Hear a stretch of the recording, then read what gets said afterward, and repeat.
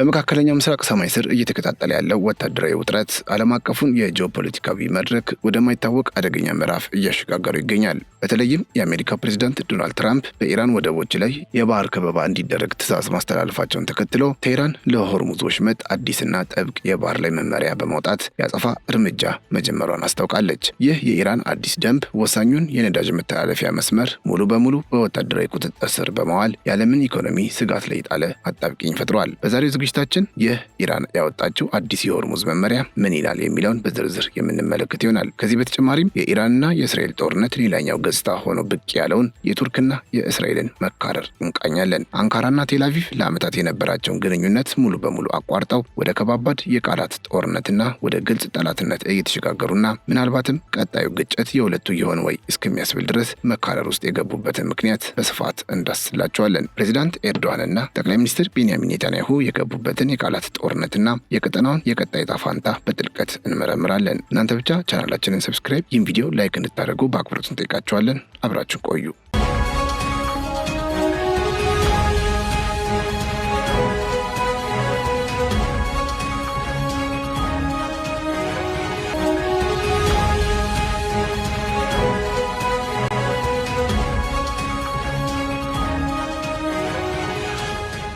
በሆርሙዝ ወሽመጥና በፋርስ ባህረ ሰላጤ ዙሪያ የተከሰተውን ወታደራዊ ውጥረት ተከትሎ ኢራን ለቀጠናው የባህር ላይ እንቅስቃሴ አዲስና ጥብቅ መመሪያ ማውጣቷን ይፋ አድርጋለች። ዋሽንግተን በኢራን ወደቦች ላይ የባህር ላይ ከበባ እንደምታደርግ ካወጀች በኋላ ቴህራን በሰጠችው ምላሽ በቀጠናው ያለው ደህንነት የሚጠበቀው በእኩልነት መርህ ላይ ብቻ መሆኑን አስታውቃለች። የኢራን ከፍተኛ ወታደራዊ አመራሮች እንደገለጹት ከሆነ ማንኛውም የባህር ላይ የደህንነት ጥበቃ በወሽመጡ ለሚያልፉት ሁሉ እኩል ካልሆነ ደግሞ ለሁሉም እንደማይሆን በቁርጠኝነት ተናግረዋል። ይህ አዲስ አቋም ዓለም አቀፉ የንግድ መስመር ላይ ትልቅ ስጋትን የፈጠረ ሲሆን ኢራን የግዛት ውሃዋን የመከላከል ህጋዊ መብት እንዳላት በመጥቀስ በወሽመጡ ለሚደረገው ጉዞ አዲስ የቁጥጥር ስርዓት ዘርግታለች። ይህም በቀጠናው ያለውን ጂኦፖለቲካዊ ፍጥጫ ወደ አዲስና አደገኛ ምዕራፍ ያሸጋገረው ክስተት ሆኖ ተመዝግቧል። ቴህራን ይፋ ያደረገችው አዲሱ የሆርሙዝ ወሽመጥ ደንብ ከጠላት ሀገራት ጋር ግንኙነት ያላቸው መርከቦች በወሽመጡ ውስጥ የማለፍ መብት እንደማይኖራቸው በግልጽ ይደነግጋል። የኢራን እስላማዊ ሪፐብሊክ የታጠቁ ኃይሎች በወሽመጡ የሚደረገውን እንቅስቃሴ በቋሚነት ለመቆጣጠር የሚያስችል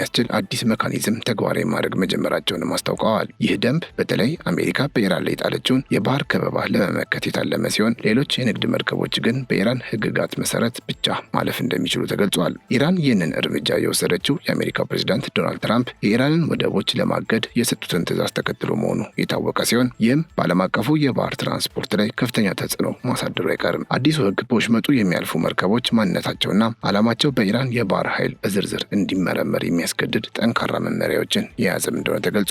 ኢራን አሁን የያዘችው አቋም ሁኔታውን ከሁለትዮሽ ግጭት ባለፈ ወደ ሰፊ ቀጠናዊ ቀውስ ሊያመራ የሚችል ነው። ቴህራን ያስቀመጠችው ይህ መርህ በቀጠናው ያሉ ሌሎች የአረብ ሀገራት ወደቦችም ሰላም እንደማይኖራቸው የሚያሳይ ቀጥተኛ ማስጠንቀቂያ ነው። ይህ ማለት አሜሪካ የኢራን ወደቦችን ካገደች ኢራንን በበኩሏ ሌሎች የቀጠናው ሀገራት ነዳጃቸውን ወደ ውጭ እንዳይልኩ በወሽመጡ ላይ ጥብቅ ቁጥጥር ታደርጋለች ማለት ነው። ይህ እርምጃ በቀጠናው ያሉ የአሜሪካ አጋር ሀገራትንም በስጋት ውስጥ የከተተ ሲሆን ግጭቱ ከመላው ዓለም አቀፍ ማህበረሰብ ጋር የሚደረግ ፍጥጫ እንዲመስል አድርጎታል። ኢራን ወደቦቿን ለማግለል የሚደረግ ማንኛውንም ሙከራ በዝምታ እንደማታይና በወሽመጡ ላይ ያላትን ወታደራዊ የበላይነት እንደምትጠቀምም በግልጽ አስታውቃለች። ይህ አዲሱ መርህ በቀላል አማርኛ እኔ ሰላም ካልሆንኩ ማንም ሰላም አይሆንም የሚል ጠንካራ ማስጠንቀቂያ ነው። አሜሪካ በኢራን ወደቦች ላይ የጣለችው ከበባ የኢራንን የንግድና የደህንነት እንቅስቃሴ የሚያስተጓጉል ከሆነ ኢራንን በተገላቢጦሽ በፋርስ ባህረ ሰላጤና በኦማን ባህር ሳይቀር ያሉ የሌሎች ሀገራት ወደቦችም ሆኑ መርከቦች ሰላማዊ እንቅስቃሴ እንዳይኖራቸው እንደምታደርግ አስታውቃለች። ይህም ማለት አሜሪካ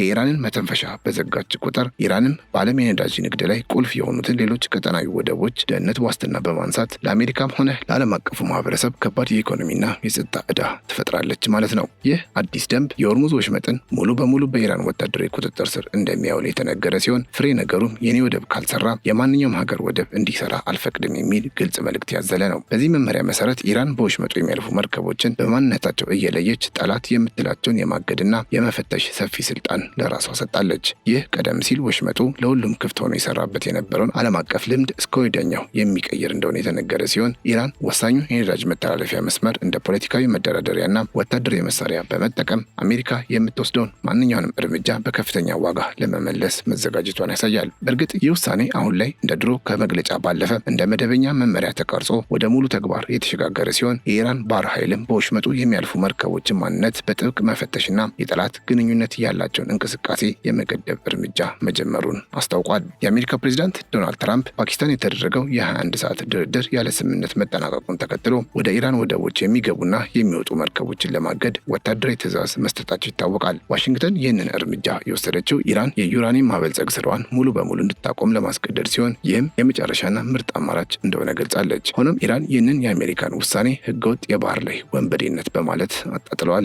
የኢራን ባለስልጣናት የአሜሪካ ከበባ ተግባራዊ ከሆነ የኢራን ወደቦች ደህንነት ካልተጠበቀ በፋርስ ባህረ ሰላጤና በኦማን ባህር ውስጥ ያለ ምንም ወደብ ደህንነቱ የተጠበቀ አይሆንም ሲሉ አስጠንቅቀዋል። ይህ የአሜሪካ ወታደራዊ እርምጃና የኢራን ጠንካራ ምላሽ በሆርሙዝ ወሽመጥ ላይ የታጠቀ ፍጥጫ እንዲፈጠር በር የከፈተ ሲሆን ለዓለም አቀፉ ኢኮኖሚም ትልቅ ስጋት ሆኗል። የኢራን ከፍተኛ ባለስልጣናት የአሜሪካን ከበባ እቅድ ከማውገዝ ባለፈም በነገሩ ላይ ከፍተኛ መሳለቂያ በማድረግ ላይ ይገኛሉ። የኢራን ፓርላማ አፈ ጉባኤ መሐመድ ባጋር ጋሊባፍ እንደተናገሩት አሜሪካ በኢራን ላይ የጣለችው የባህር ከበባ በራሷ ኢኮኖሚ ላይ ከፍተኛ ጉዳት የሚያደርስ መሆኑን ገልጸዋል። አሜሪካውያን በቅርቡ ለአንድ ጋሎን ነዳጅ ከ4 እስከ 5 ዶላር ለመክፈል የሚናፍቁበት ጊዜ ይመጣል በማለት በነዳጅ ገበያው ላይ ከዚህም የባሰ ቀውስ ሊከሰት እንደሚችል አስጠንቅቀዋል። የኢራን ባህር ኃይል አዛዥ አድሚራል ሻህራም ኢራኒ በበኩላቸው የትራምፕ ዛቻ አስቂኝና ከመሬት ካለው እውነታ የራቀ ነው በማለት ገልጸውታል። የኢራን ኃይሎች የአሜሪካን ወታደራዊ እንቅስቃሴ በቅርብ እንደሚከታተሉና ለማንኛውም ጥቃት ተገቢውን ምላሽ ለመስጠት ዝግጁ መሆናቸውን በመግለጽ የአሜሪካን ዛቻ አጣጥለውታል። ይህ በሆርሙዝ ወሽመጥ ላይ የተከሰተው አዲስ ውጥረት ወዲያውኑ በዓለም አቀፍ ገበያ ላይ ከፍተኛ ለውጥ መፍጠሩም አልቀረም። ለዓለም የኃይል አቅርቦት ወሳኝ በሆነው በዚህ ወሽመጥ ላይ የነዳጅ ዝውውር ይስተጓጎላል በሚል ስጋት የነዳጅ ዋጋ በዓለም ገበያ ላይ እየጨመረ ይገኛል። በተለይም በእስያ የንግድ ገበያዎች ላይ ከፍተኛ መደናገጥ የታየ ሲሆን የነዳጅ ምርትን ወደ ሀገራቸው የሚያስገቡ ሀገራት በኢራንና በአሜሪካ ፍጥጫ ምክንያት የኢኮኖሚ ቀውስ እንዳይገጥማቸው ስጋት ገብቷቸዋል።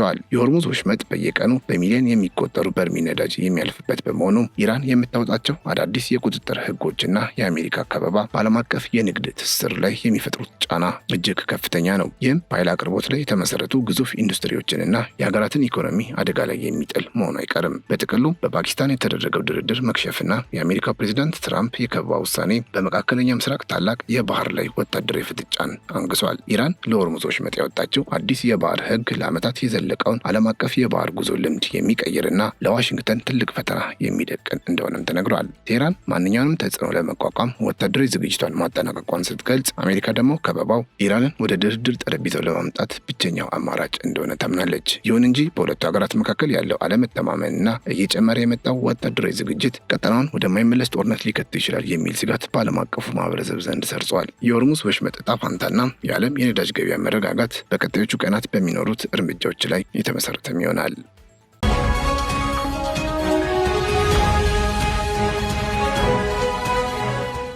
በሌላ በኩል እየተከታተለ ያለው የኢራን ጦርነት በቀጠናው ያሉ ትላልቅ ኃይሎችን ፍጥጫም ወደ አዲስ ምዕራፍ እያሸጋገረ ይገኛል። በተለይም በቱርክና በእስራኤል መካከል ያለው ግንኙነት ከመቼውም ጊዜ በላይ በከፋ ሁኔታ እየተበላሸ የመጣ ሲሆን የሁለቱ ሀገራት መሪዎች የሚለዋወጡት የቃላት ጦርነትም እየከረረ መጥቷል። ቱርክ እስራኤል በኢራን ላይ የከፈተችው ዘመቻ ቀጠናውን ወደ ከፋ ቀውስ ይከቷል በሚል በጽኑ ስትቃወም መቆየቷ ይታወሳል። አሁን ደግሞ የቱርክ የውጭ ጉዳይ ሚኒስትር ሀካን ፊዳን እንደገለጹት እስራኤል ለፖለቲካዊ ህልውናዋ ስትል ሁልጊዜም ጠላት እንደሚያስፈልጋት በመጥቀስ አሁን ደግሞ ቱርክን እንደ አዲስ ጠላት ለመፈረጅ እየሞከረች ነው ብለዋል። ይህ የእስራኤል አቋም በቱርክ በኩል ከፍተኛ ቁጣን የቀሰቀሰ ሲሆን በሁለቱ ሀገራት መካከል የነበረው አጋርነት አሁን ሙሉ በሙሉ ወደ ጠላትነት እየተቀየረ መሆኑን የሚያሳይ ምልክት ተደርጎ ተወስዷል። የእስራኤልና የኢራን ጦርነት መባባስ በቱርክ ላይ ከፍተኛ የደህንነትና የጂኦፖለቲካዊ ስጋት ነው የፈጠረው። ፕሬዚዳንት ሬሲፕ ጣይብ ኤርዶዋን እስራኤል ሆነ ብላ በኢራን ላይ የምታደርገው ትንኮሳ የሰላም ሂደቱን ዋጋ ሊያሳጣው ይችላል የሚል ስጋት አላቸው። ይህ የቱርክ ስጋት የመነጨው እስራኤል በቀጠናው ያላትን ወታደራዊ የበላይነት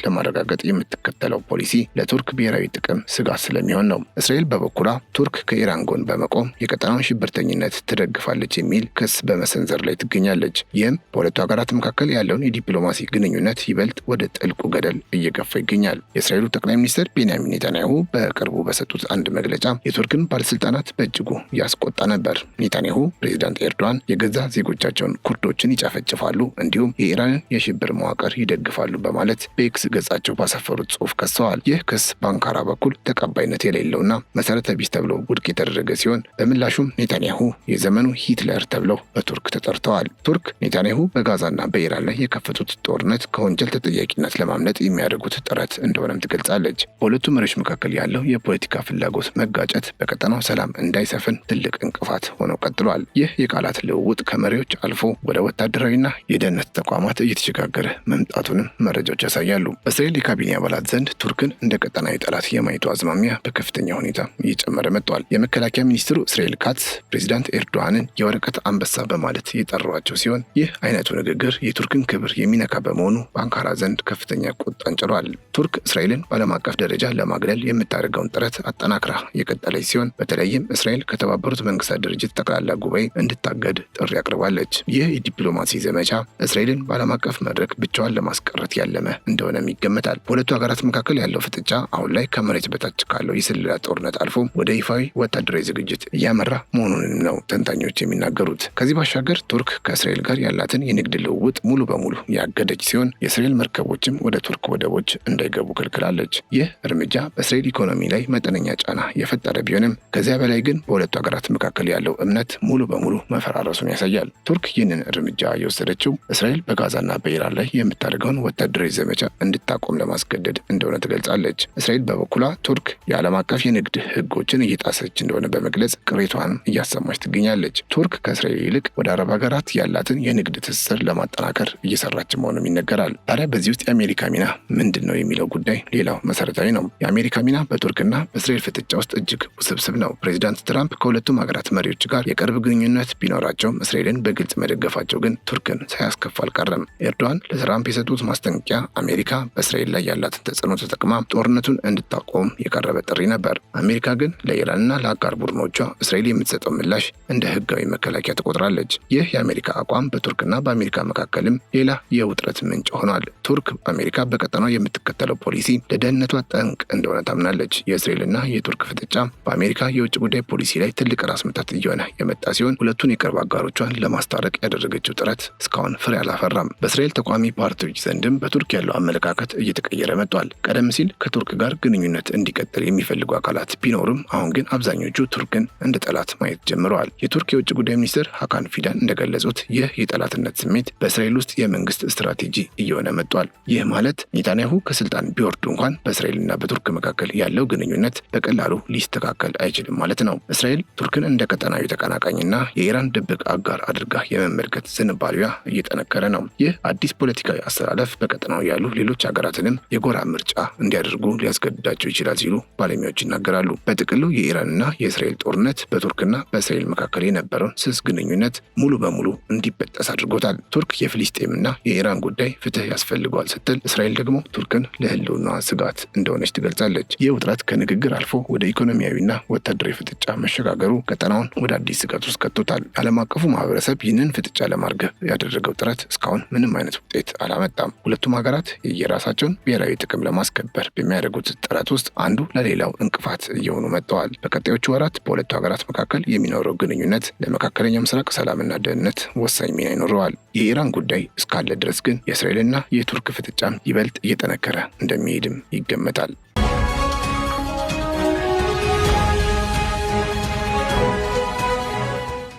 የተከበራችሁ የኢትዮ ግሎባል ቤተሰቦቻችን ለዛሬ ያዘጋጀንላችሁ መረጃ ይህንን ይመስል ነበር። አብራችሁን ስለነበራችሁ እጅግ እናመሰግናለን። ቻናላችንን ሰብስክራይብ፣ ይህን ቪዲዮ ላይክ ማድረግ እንዳይረሳ። በያላችሁበት ሰላም